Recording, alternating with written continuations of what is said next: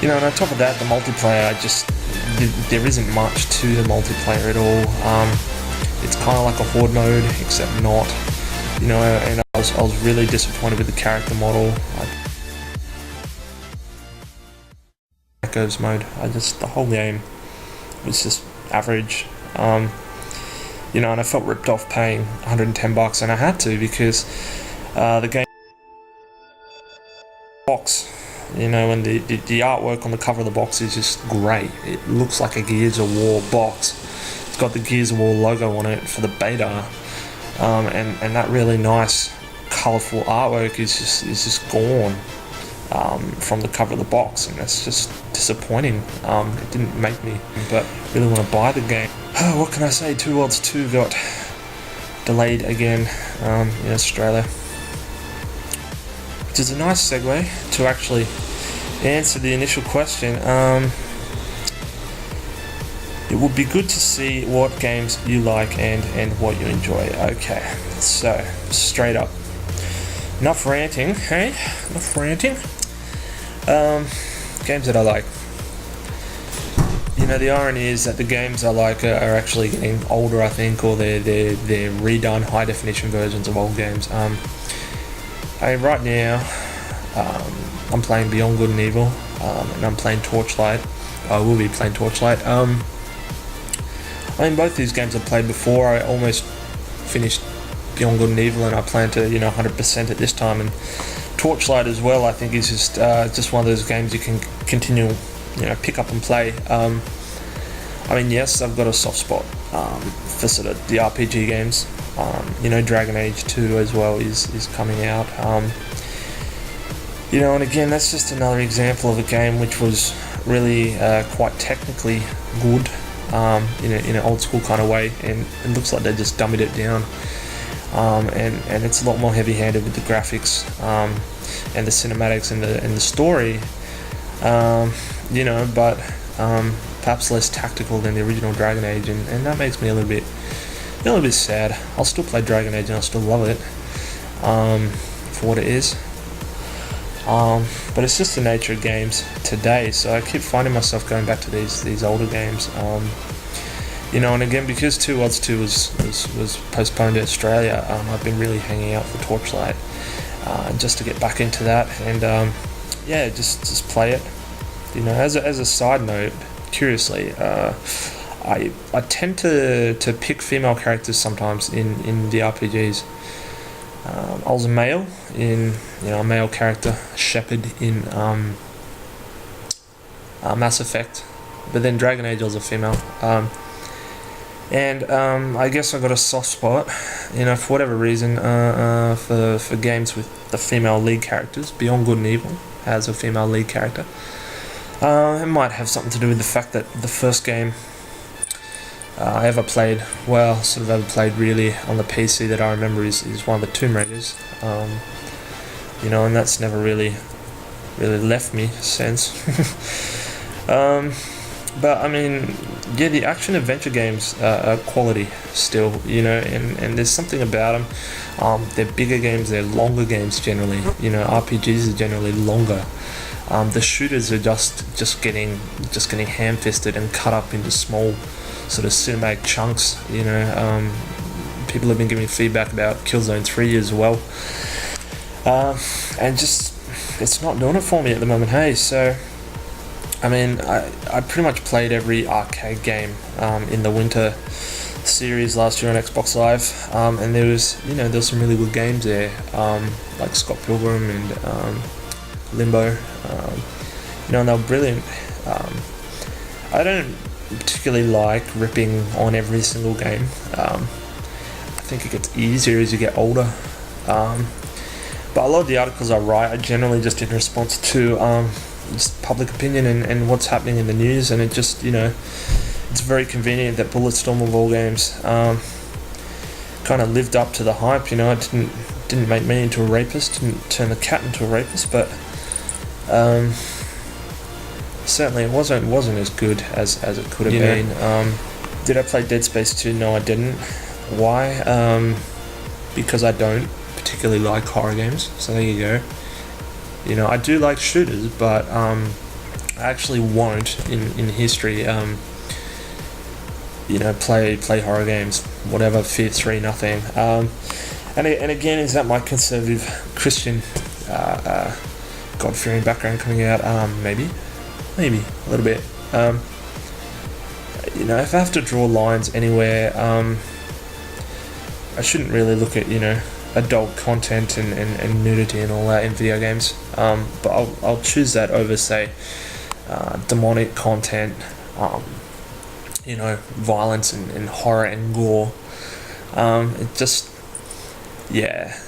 don't get anything out of playing a game with lots of demons and the nth level of hell and all sorts of things like that. It's just it's unnecessary. I don't need to be scared to enjoy the games, and I don't need to sort of go into a really dark place in my mind to enjoy those games. So that's where I draw the line. I've got high level friends at church, and they'll play things like Warhammer, but again they'll just stick to the fantasy races, and any of the sort of demonic or mutated races they don't touch, and that's their personal preference. They can still engage in the medium, they can still play the game. They just simply don't go to those places and sort of engage or interact, or get involved and invest in their mind or whatever, with like the demonic or the horrible sort of mutated demon and those sort of races in the Warhammer with the miniatures and the fantasy races. So what other games are coming up that I'm looking forward to? I'm actually looking forward to Homefront. Again, I'm not against shooters. I think you look at Homefront, it looks a little bit like Half-Life 2. It looks good. I like kind of confrontational, politically thriller kind of movies, TV shows. Video games as well. I really like Homefront because it's an interesting story, about the whole North Korea coming over and it's just a little bit of science fiction in there as well, which is really right up what I enjoy. I'll pick science fiction over anything, and that's why I gave Bulletstorm a crack. I have issues with engaging in fantasy for a long period of time. As much as I play every single RPG that comes out, you kind of got to pick and choose them, whereas you give me anything slightly science fiction and I'll get in there. But I think as we get older, get more mature or whatever we like to think so, I find that the pseudo sci-fi or the pulp fiction sci-fi or sort of the real world games like Grand Theft Auto, Fallout, the first time I played Fallout 3, it was just incredible, and now there's this whole new genre of like post-nuclear war, which is sort of half science fiction, half I guess almost fantasy, and that still really grabs me. If they do make like another Grand Theft Auto, I would like to think it's actually set, in the future, some period that we haven't seen yet, with actually sort of futuristic cars a little bit and futuristic weapons, just slightly enough to make it different to all the other GTAs, in a sort of Twilight, Blade Runner-esque kind of period. I think that would be very interesting and neat if Rockstar had a crack at that, because they tend to do sort of period pieces, and I'd like to see them try and stretch their imagination forward into something they haven't actually seen yet or experienced. So look, I think that just about wraps it up for today. I thought I'd have a crack at doing a video podcast thing, YouTube video.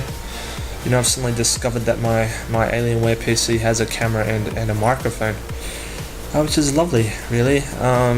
Should start using it more often. But I felt also there was there was a need to actually do a video. As you can see, I'm not as brutal as I could be, but I think I'm going to stick with that name. I mean, feel free to add me on Xbox Live and chat to me through there. I'm always up for a bit of co-op. I have to admit, the best co-op game I ever played was Resident Evil 5. Absolutely loved that. Played the crap out of the Mercenaries mode, and that's another reason why I was disappointed with Bulletstorm. I thought if they just added a few things like timers on the maps, some sort of better reward for completing each of those maps. Leaderboard is just weak. It should have been in the Xbox Live Arcade. It shouldn't have been in the full retail version, I mean, if I'd been able to pick which character I could play, as if they brought back the 2 characters who died at the beginning of the game, and we could actually pick which of all the characters in the game we could play, it just would have made a better experience. But as it was just recycled, rehashed, and pretty damn boring, to be honest. So hopefully the next couple of articles are going to be a bit more fun, a bit more interesting. We'll see my impressions of Beyond Good and Evil and Torchlight.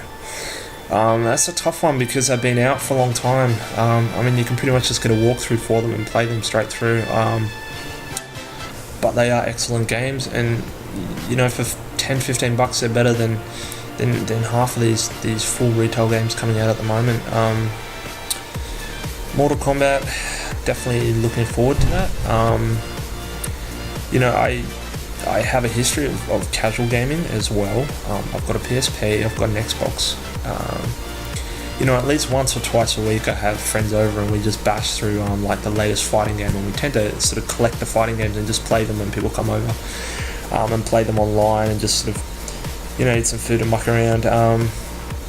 And I've always sort of grown up with the PS2 and the Wii at friends' places, playing those games until blooming 2 o'clock in the morning or whatever, 3. But I mean, that's me. It's a little bit about me and the games that I like, the background, and some explanation about, maybe why some of my comments come off a little bit conservative, why I'm a little bit angry sometimes, a little bit grumpy. It's just, I've been unemployed for 6 months and it's starting to get to me. So this is me talking to you. Check out the Thumbpad podcast, season 5, episode 1. Should be coming out sometime this week if it's not already out. Get on board with that. They're a good bunch of guys down there in Melbourne. Otherwise, you can check out Level 3 Gaming as well on Channel 31 in Melbourne, Victoria, Australia. That's about it for me today. Alrighty. Maybe I'll do this again sometime. Alright, peace.